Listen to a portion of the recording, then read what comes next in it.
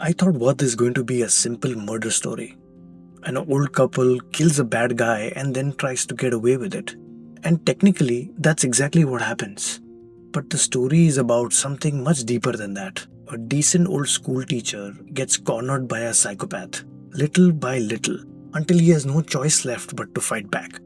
Watching this old man who's trying to do the right thing get tormented was so infuriating that even though I knew it was coming, that murder scene, man, it is one of the most satisfying deaths on screen.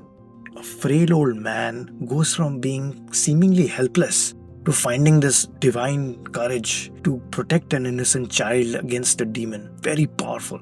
And this is such a moment of clarity for him that it changes him forever. Vadh is a story about his transition. Shambhunath Mishra is one of those people who always tries to be fair in every interaction. Even when somebody is getting on his nerves, you can still sense his compassion. He's patient, reasonable, and he would rather solve a problem than get into a fight. The problem is, he lives in a world where almost nobody around him plays by those rules. Most are looking to exploit, and this includes his family as well. His own son destroys him financially. He convinces Mishra to mortgage the family home so that he can go settle abroad.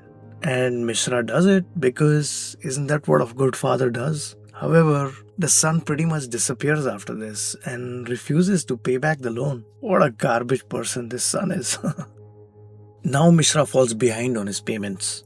Enter Pandey, a local goon who is trying to recover the money from Mishra, but his real goal is to harass this old couple till they give up their house. And clearly, he takes sadistic joy in doing so.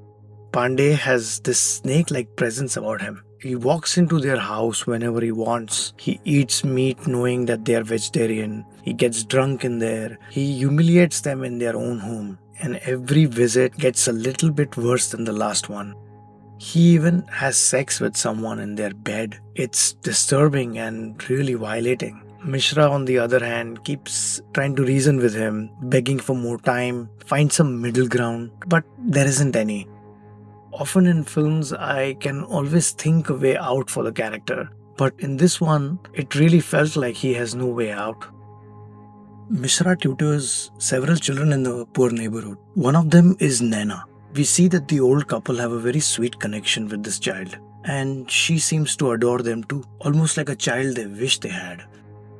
Pandey tells Mishra to bring her over. He doesn't say why, he doesn't have to. The implication is disgusting and hits like a punch to the gut. Mishra has been fighting for his house, but as soon as the child is mentioned, the house doesn't matter anymore. He's not going to bring that child and hand her over to this devil, is he? The tension builds as we all start wondering what's going to happen next. I love how the film plays this moment. No big reaction, no dramatic music to tell us how to feel, but we can sense that everything just changed. If he pushes back, then Pandey's ego will make him even more dangerous.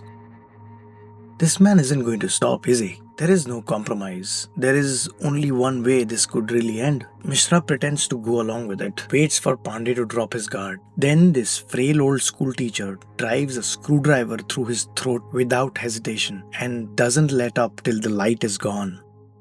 My heart was screaming, heck yeah, kill this bastard. One of the most satisfying deaths on screen. We have all seen men like Pandey. Sometimes it feels like they rule the world now and get away with anything they want. I have never been more convinced that a character needs to die. Every time he crossed a line, I was more convinced that there is no negotiating with this snake. Mishra's heroism isn't just about the violence. It's about the decision he makes. He really had to know that if he goes through with this, his own life is probably over. He will either get killed or go to prison maybe. The calmness with which he slays Pandey, it makes me feel that he thought about it and decided that, yeah, that's okay. Saving the child is more important. All that within a few minutes of that exchange. And this, I believe, triggers a change in him because he finally sees the world clearly. Some men don't want peace. Some men you cannot reason with. They don't stop because you're asking nicely. They only stop when they face consequences. And Mishra learns this lesson in the hardest possible way. I also loved what happens immediately afterwards. Now there is a body lying there with blood everywhere. Now what is he going to do? And he just locks in. He cuts up the body and cleans up the blood and gets rid of the evidence. And he does it so calmly, it's kind of cold and disturbing, but that's what needs to be done right now. It kind of goes to show how far he's going to have to go to follow through on this decision. The second half becomes much more of a thriller. Now it's about the investigation and if Mishra is going to get away with this. I still enjoyed it, but it never really reaches the emotional power of the first hour. That first half was so raw and the tension was built so meticulously. The second half is a little bit convenient. I was genuinely happy to see Mishra survive and also to see all those rotten eggs turn on each other, like the cop and the politician. But it did take away from the sacrifice a little bit because the chances of him surviving this was very low. And he knew it and he still did it, which is what made that decision so badass. This scene at the end of the film addresses the moral question. Mishra remembers that years ago, as a teacher, he once slapped a student and he felt so bad about it that he couldn't sleep for 3 days. But now, having stabbed Pandey through the throat, he feels nothing and that he would do it again. So powerful. I love this and I completely agree with him. Not that violence is good or that murder is justified whenever we want it to be, but if we cannot protect our children from monsters, then nothing else we create is of much meaning. And isn't that the truth we all need to hear considering the things happening around the world?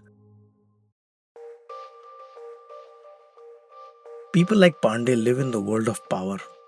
And someone who doesn't have any power, by definition, is a nobody to them. And sometimes people who appear weak have the strongest moral core.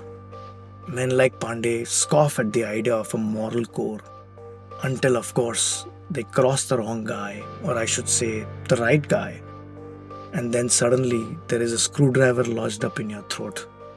A good man becomes strong when he accepts the true nature of evil and then the responsibility to protect the world from it. By the end of the film, he finally gives up on his relationship with his selfish son and stops tolerating the freeloading neighbor. His transition is complete. He is still the same gentle guy we met at the beginning, but the difference is he finally now knows when the kindness runs out. Boundaries aren't requests, they are consequences. And I think Vadh gives us one of the most beautiful portrayals of a genuinely good guy discovering that truth. Thank you for listening. If you like these kind of stories, then please consider liking and subscribing. It will really help the channel. And I will see you in the next one.